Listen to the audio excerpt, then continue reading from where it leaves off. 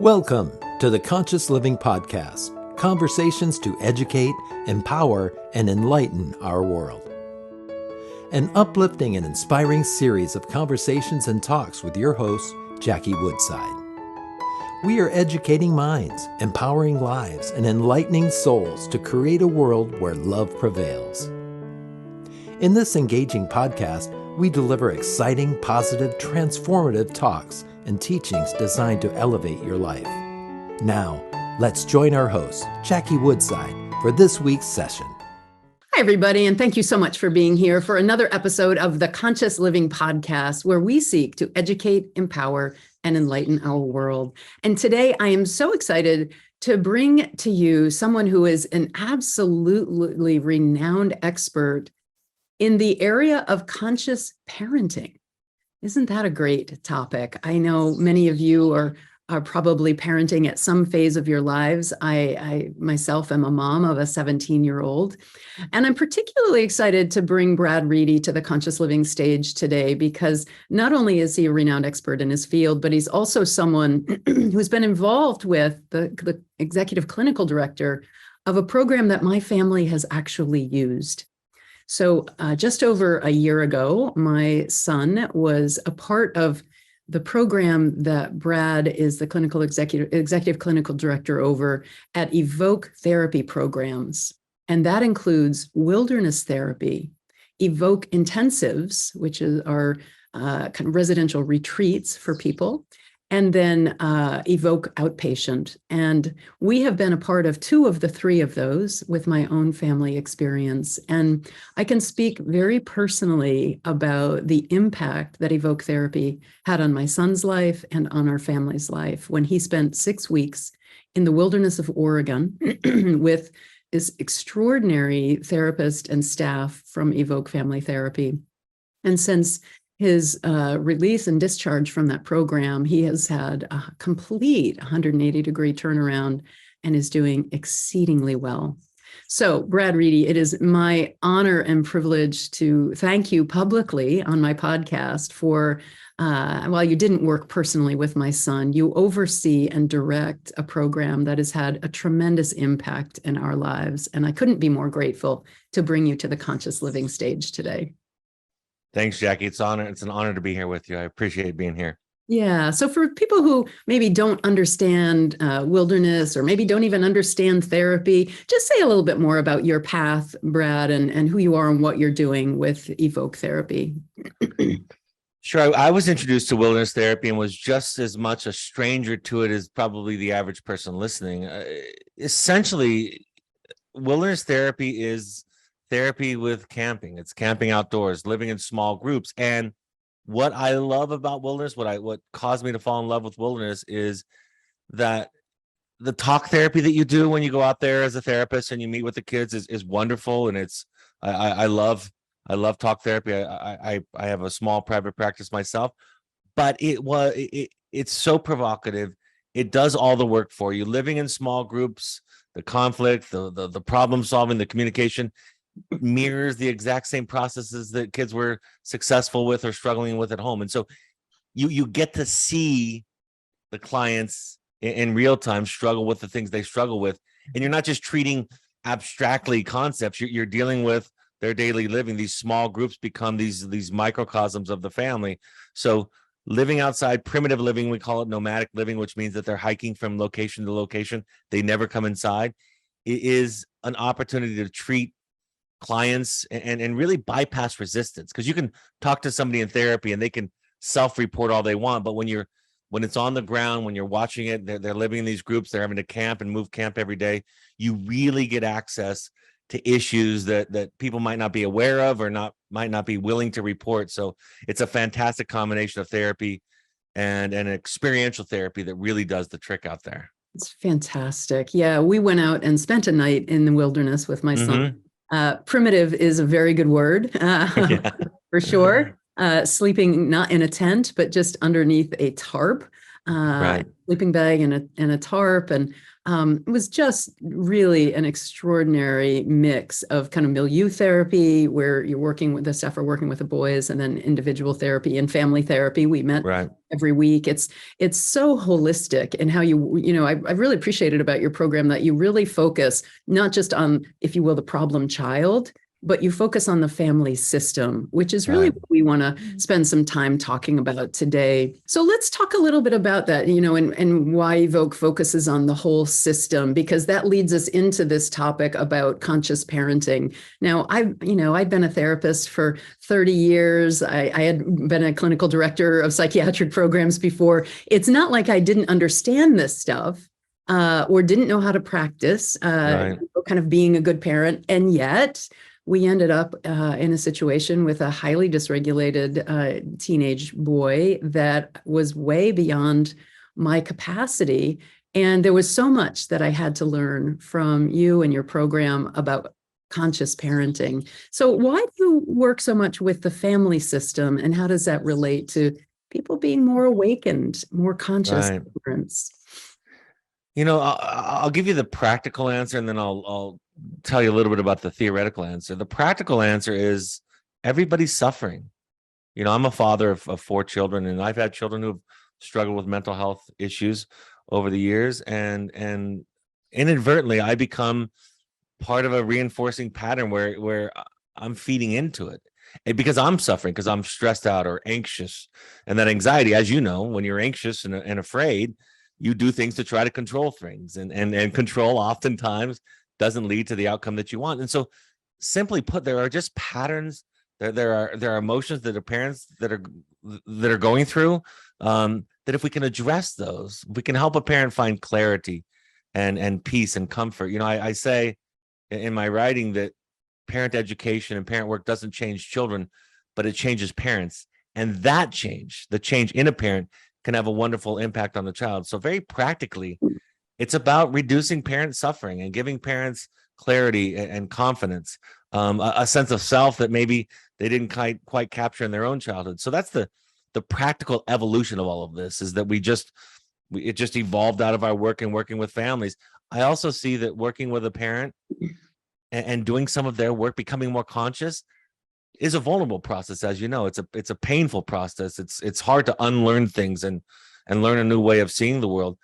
And having a parent model that for a child, they're asking the child essentially to do that for themselves, because mental health healing is in large part becoming conscious of what the symptoms are telling you, what the symptoms are speaking, what the wound that they're speaking from. So when parents can do that, when a parent can become an example of the work, the child's burden is lifted, and they understand from the model the parent is giving what it means to be human. That's kind of the practical answer. The technical answer, which is even more impressive, I think, is that the research shows consistently that the best predictor of child's mental health going forward, is the attachment between the parent and the child. And the number one predictor of the ability to provide a healthy attachment, a secure attachment to a child, is how much work the parent has done on their own childhood, period. It's not how good the childhood was. This is the magic, I think, Jackie. It's not how good your childhood was or bad it was. It's how much work you've done to understand it. And that work and the research is exhaustive on it. Daniel Siegel has written a lot about this in Parenting from the Inside Out.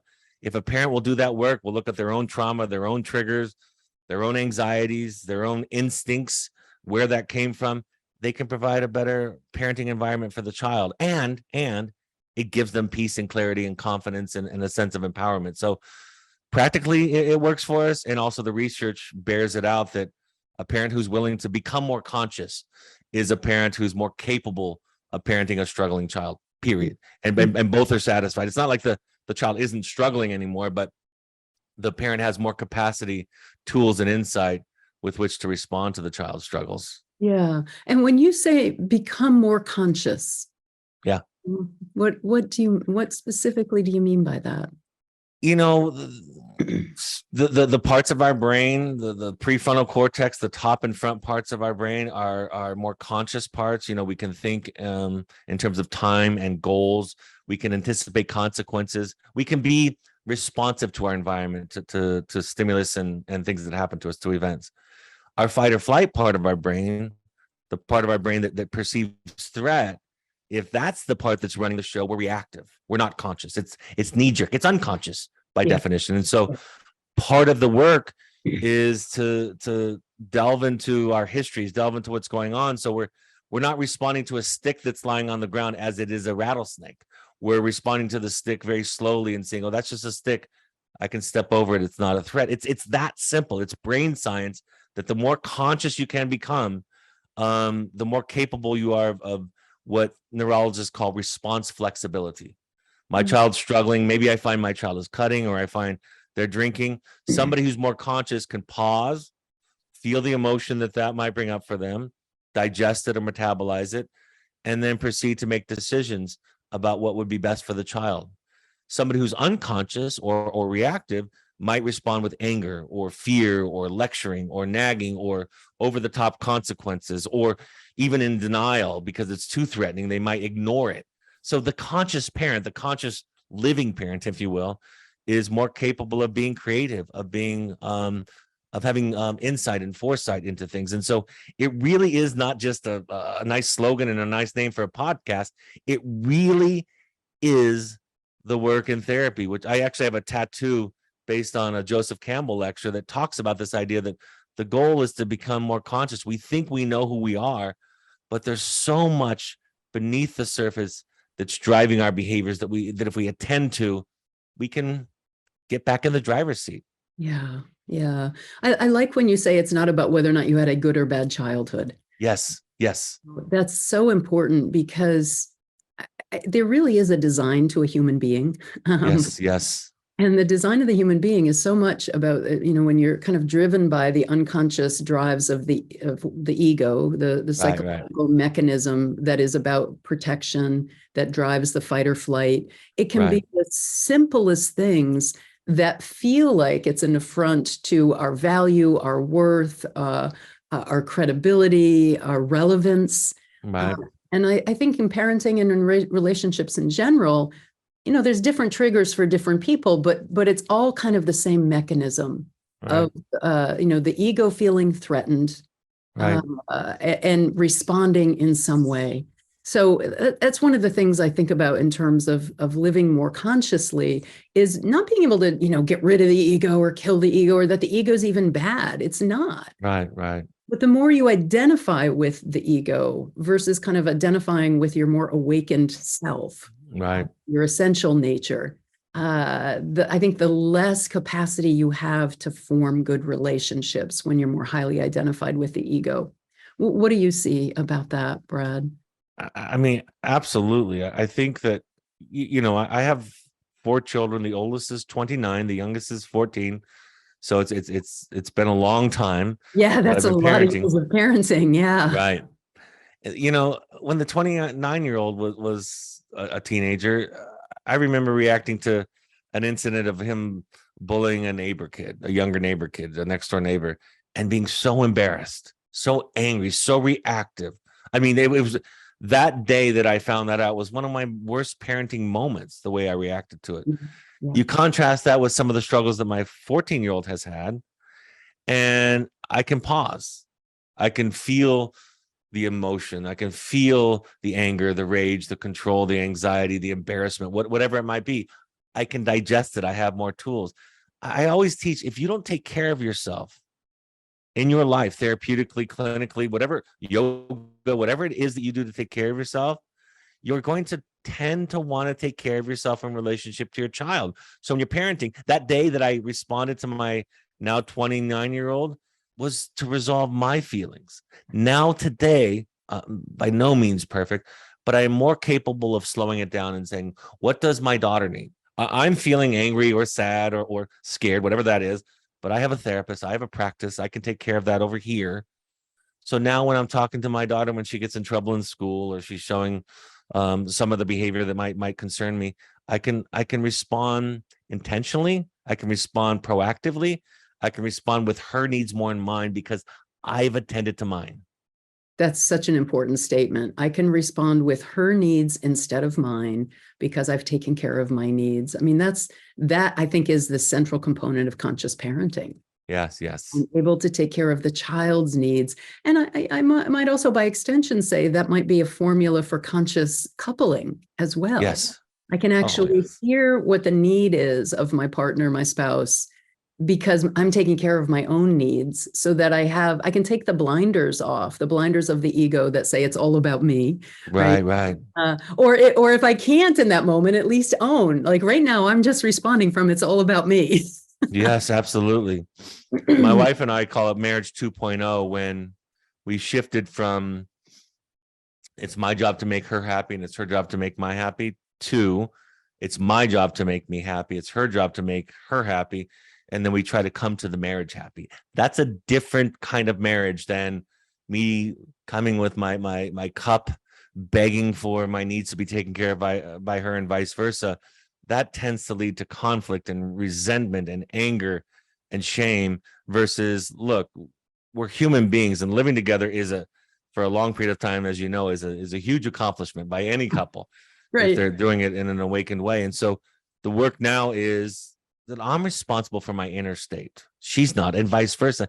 And I know that might sound simple and maybe even trite, but it's all the difference in the world, conscious coupling. It's simple, but it's not easy. It is a simple concept. And I want to say one thing by extension.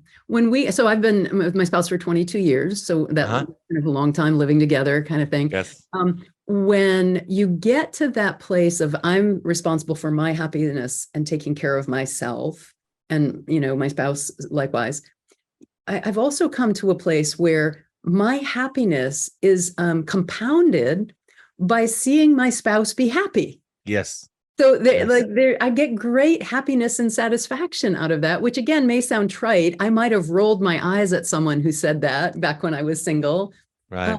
But so it kind of becomes a self-fulfilling prophecy or it compounds on itself that the more I can attend and take care of my own needs and happiness and be responsible for myself, that opens the door to being able to see and recognize that I'm happier when my spouse is happy. Yes. I don't want to get too much into the technical aspects, but I believe that one very common experience of children is that they become responsible for their parents' happiness.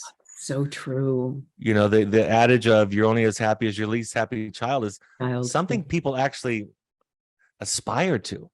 They think it's the highest form of love, but what that feels like to a child, especially one that has mental health issues like anxiety or depression or substance use disorder, is they feel such shame and guilt and they feel horrible about themselves that their parents are so upset and sad and heartbroken. These people that love them the most that they're capable of loving. And so we go from that relationship to marriage, and we expect again to be responsible for each other's happiness. So part of it is about unlearning that idea. Same thing we do with parenting, as you know.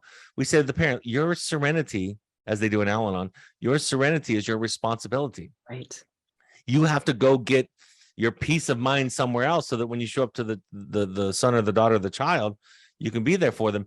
And it's the same way in marriage. When my wife is, forgive the analogy, maybe this is too personal, but she says this to me. She says, when you take care of yourself, it's the sexiest you can be. Right. When I know that you can live in your truth and take care of yourself and be assertive, even with her, even when it's not easy. She says, that's the most attractive that you can be to me. And that's the way I feel about her. When she's out living her life and fulfilling her dreams, it's compelling. I want to be with that. Exactly right. It really builds on itself. Yes. I love this. So let's extend this a little bit into, I'm just thinking about people who are listening to us who have varying degrees of experience with maybe being in therapy or newer to the notion of conscious living.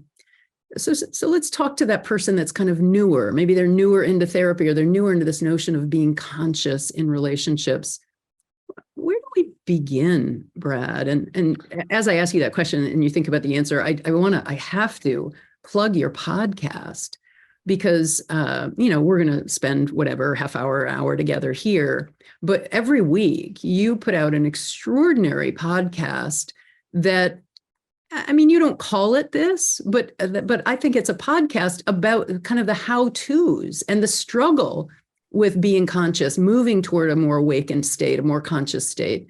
And Right. week after week, you take on various topics. And what's the name of it? I forget. It's the Evoke. Finding You. It's called Finding You. Finding You. Yeah, the Evoke Therapy podcast. And it's one of my favorites. When we were going through the kind of crisis phase with my son, I would listen to sometimes 2 or 3 episodes a day.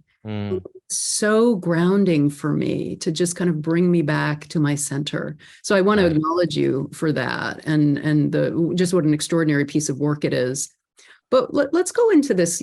Somebody who's newer on the road of this, or maybe they're not so new, but they're still struggling with it. Right.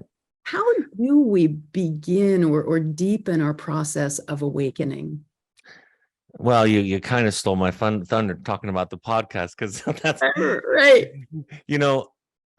I posted something on social media yesterday about how it was actually something that my daughter had said in the discussion we were having. My daughter's a therapist and works for us, and she's extraordinarily gifted.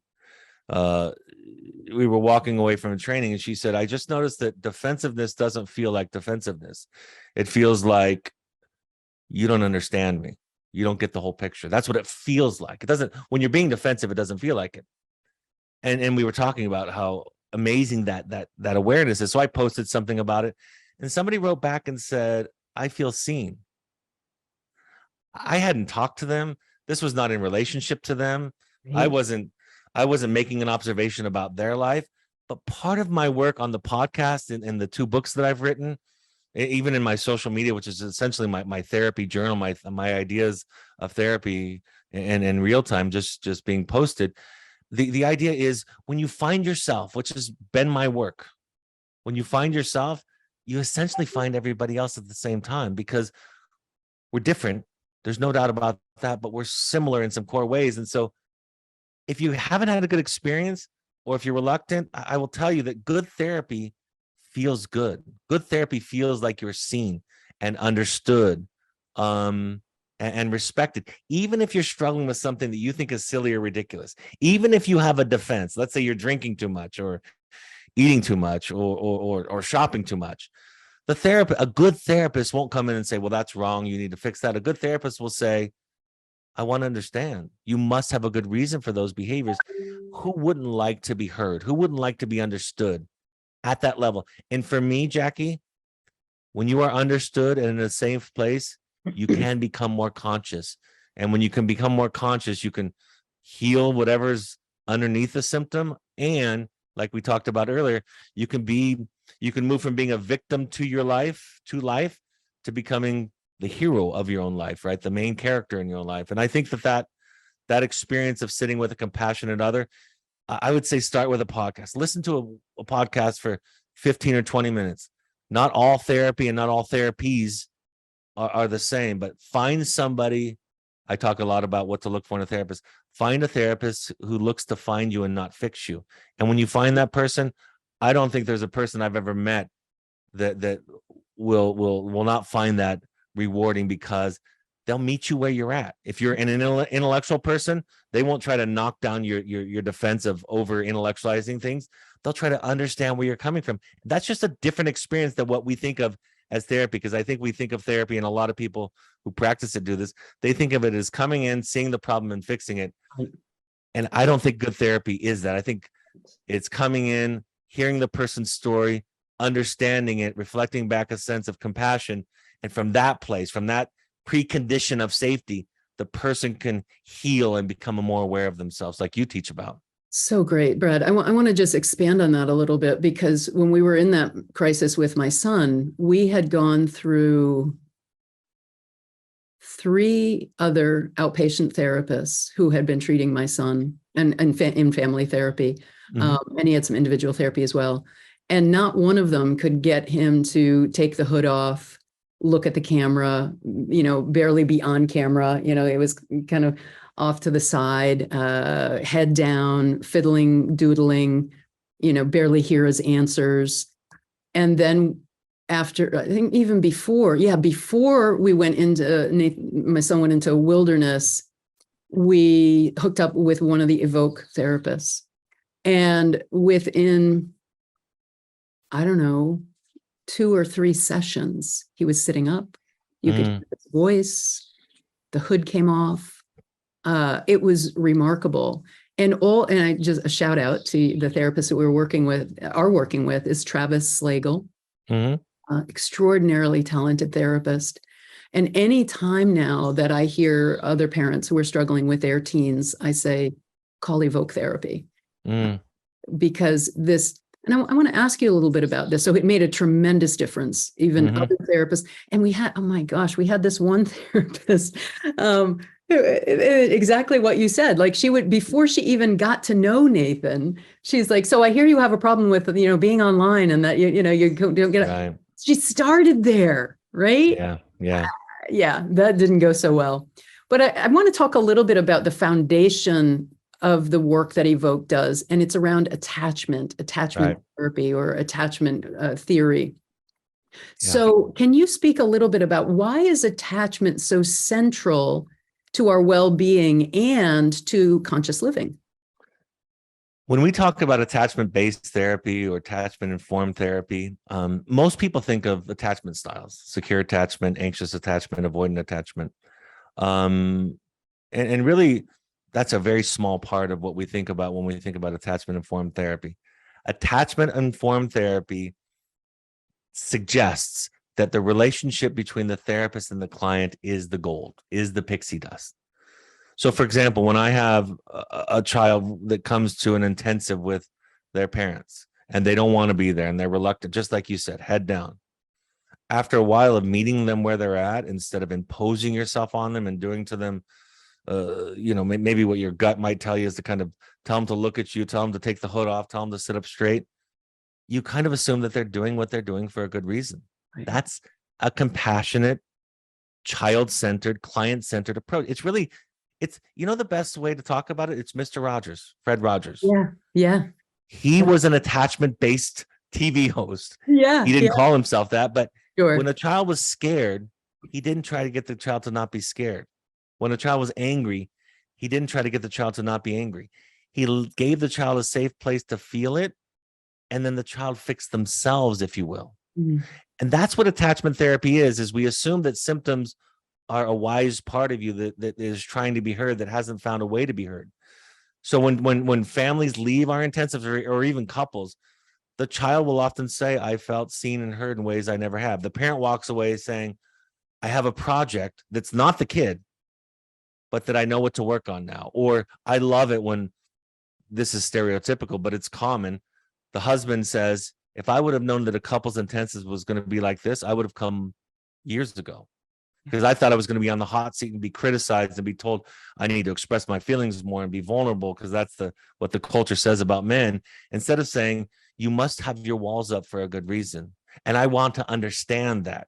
Yeah. And in understanding that, you heal yourself. That's attachment-based therapy, is that if I can respond to you like a securely attached parent would, you can heal. If I come in like most of us parents, and I say this about myself as much as anybody else, when we come in wanting to fix the problem, to change the symptom, to cure the issue, it feels like another attack. A child or a person builds a wall to protect themselves from threats, and we come in with a pickaxe and a hammer because we care and we want to help them. All they feel is the threat.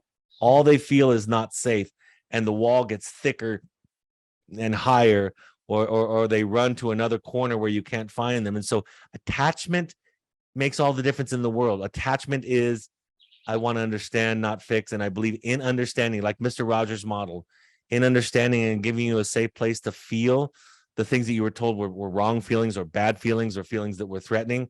You can heal yourself. And that's the difference.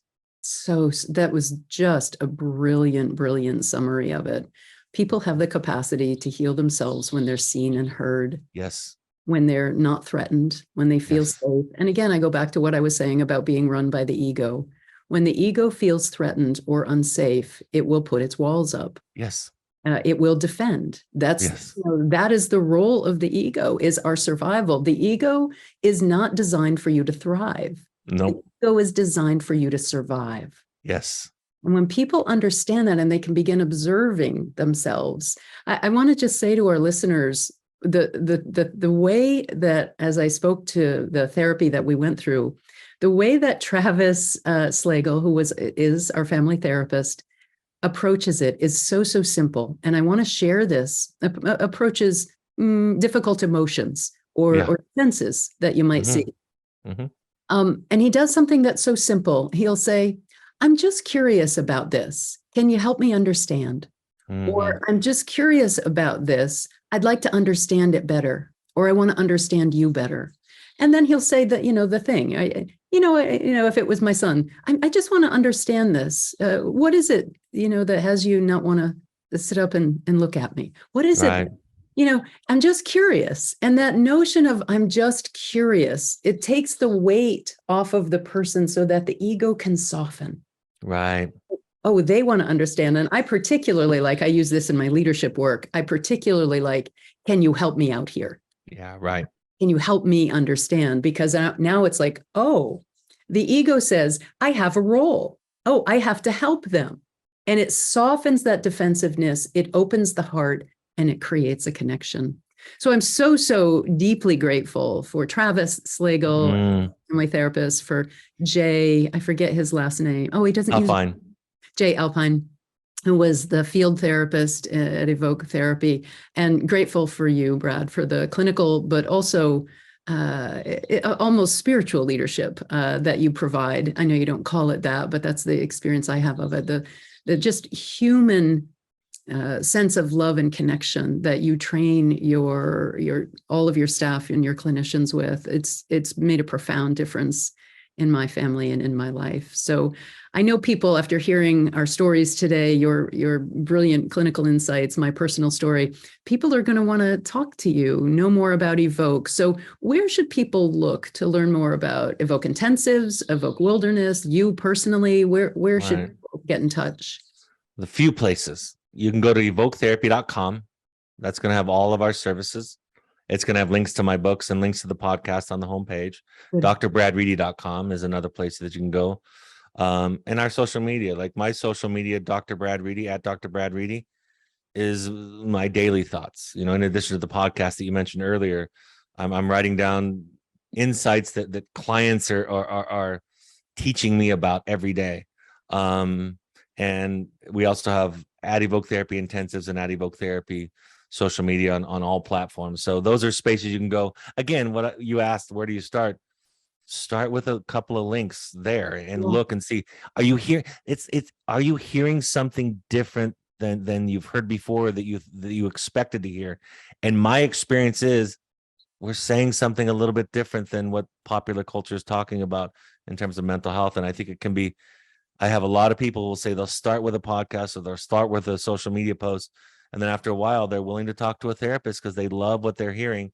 Right. And it just snowballs into a more conscious, more robust life. Yeah, it's so great. And I just want to say too, that you're located in Utah, but you do the family coaching. You call it the family coaching online. I know people might be like, oh, I don't want to see a therapist online. I will just say it's been very effective for us. Of course, it was during COVID also. Sure. So you don't have to be in the geographic location of Evoke Therapy. And then you also do your intensives, your individual and your family intensives online. Is that also correct? We have an online version that we started during COVID that we were surprised went as well as it did. Yeah. But we have a home outside of Park City, Utah, a beautiful home outside of Park City where families, couples, and individuals come and do 2, 3, 4, 5-day therapeutic intensives. Beautiful. And I've heard extraordinary things about those. I've got that on my bucket list of Evoke services to consume. So that sounds really great. Thank you so much, Dr. Reedy, for being with us, for sharing your wisdom, and for the work you're doing to make the world a more conscious place. It's been great working with you. Thank you.